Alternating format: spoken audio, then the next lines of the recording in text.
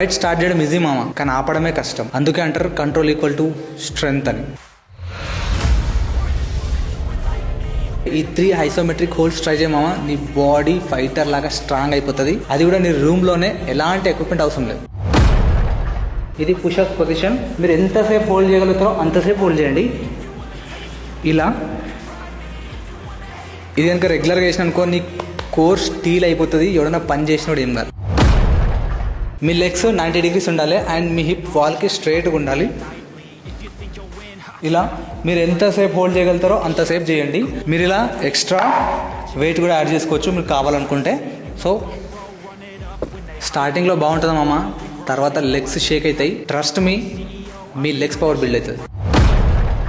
ఈ పొజిషన్లో కూడా మీరు లాస్ట్ ఎంతవరకు హోల్డ్ చేయగలుగుతారో అంతవరకు మ్యాక్స్ హోల్డ్ చేయండి.